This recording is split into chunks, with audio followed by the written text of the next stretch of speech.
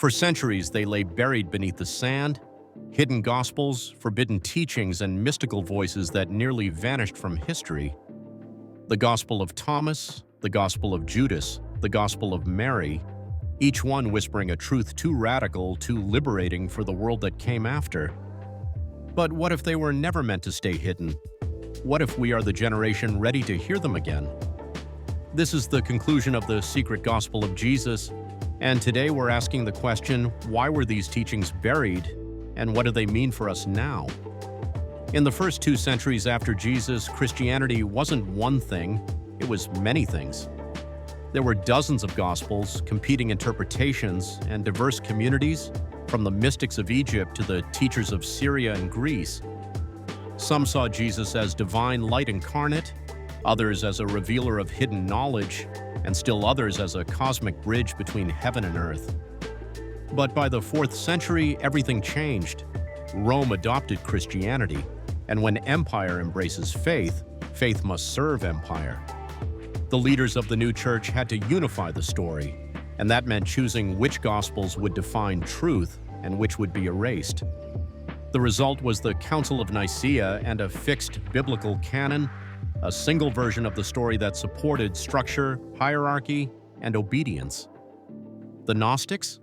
They believed enlightenment was personal, direct, unmediated, inner. That made them dangerous. If salvation comes from within, who needs bishops, priests, or empire? So their writings were condemned, their communities dissolved, and their books burned or buried. Let's be honest, the hidden gospels didn't fit neatly into systems of control. They taught that the kingdom is within, the divine spark lives in everyone, authority is illusion, truth is revealed through awakening, not obedience. That's not a religion of control, that's a revolution of consciousness. And revolutions, especially inner ones, terrify institutions built on fear. So to preserve power, the mystical Christ had to be replaced with the obedient Christ. The liberating message became a managing one. For nearly 600 years, these teachings vanished, until 1945 when a farmer in Nag Hammadi, Egypt, unearthed a jar of ancient scrolls, the Nag Hammadi Library. Inside were texts thought lost forever, the Gospel of Thomas, the Gospel of Philip, the Gospel of Truth, secret writings of revelation and mysticism. It was as if the desert itself had kept the truth safe, waiting for a time when it could be understood again.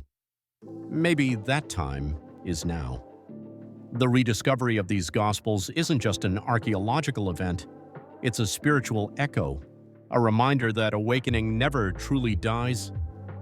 In a world drowning in noise, division, and distraction, the hidden Gospels whisper something ancient and real.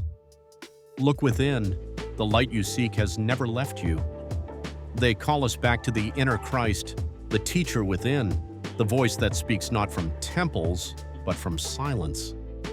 We live in an age where truth is fragmented, where institutions are questioned and people are hungry for authenticity. The Gnostic message feels more alive now than ever. Don't just believe, experience.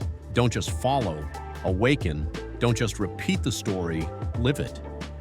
Because the secret gospel isn't about conspiracy, it's about consciousness.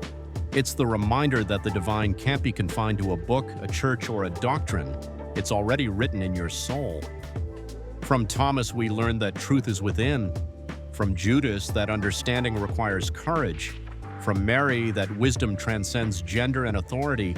And from Gnosticism itself, that awakening is the true salvation. These weren't separate stories. They were one continuous whisper, calling humanity back to itself.